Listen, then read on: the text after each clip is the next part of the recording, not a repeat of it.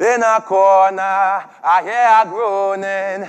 In a corner, I hear a groaning. I sit await, I am coming. I'm going to put on my lily white robe. In this case, there's nothing lily white about this robe. Stained with the blood of the innocent in a manner of murder that was once cold, and yet no one knows the pain of a mother, the loss of a brother, the feeling of a dagger stabbing the heart is like no other, but yet it keeps happening. The cycling of a story that continues to be recycled into our daily lives, creating death, mental bondage. Monday morning, mother mourning with shrieks that can turn the bodies in a grave. Shackled with the cuffs of pain, greater than any slave, praying that there was a way time could have been turned. That lessons didn't have to be learned in a manner where people would have to suffer such a fatal fate. Consequence in a sense where a paper will have the headline dates of headless bodies flooding our streets rapidly.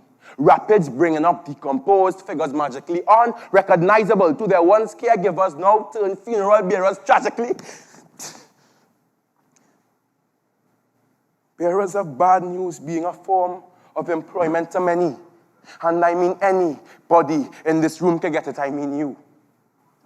I mean me. I mean how many times must a pastor say, today we are here to celebrate the story of his life. When it's more like the summary. 6, the time he told his mother his final I love you, shared with the amount of feet he would soon lay under. 7, the amount of bullets that would rattle from behind the soulless blind chamber. 8, the amount of seconds it took for them to take his ability to breathe. 9, the amount of times mommies cried that her son had 8 + 1 lives, all lives died, none injured, except for mommy. Because after son gone, she don't have nobody. Bloody thought remains, sustains a broken shell of her former self, constantly comparing her screams to his as they both needed help. Could you imagine?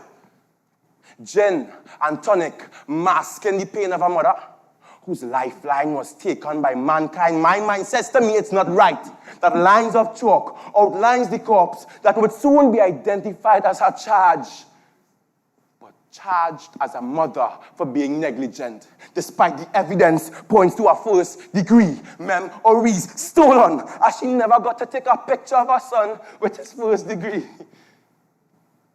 But how was mommy to know that an innocent shop run would result in her son staring down the barrel of a wrongfully utilized shotgun in this cruel nation? It's a reality to someone. The country's flag being painted white, black and dead.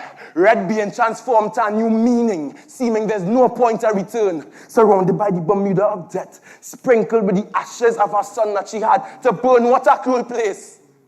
A place where the taste of dissatisfaction stains our nation's tongues, bitter and corrupt. So how much bodies must drop to the floor? How much death do we have to endure? How do we make sure for sure roars and screams of a mother's broken heart isn't a style of living? Why can't we understand that life was never meant to be taken after it was given?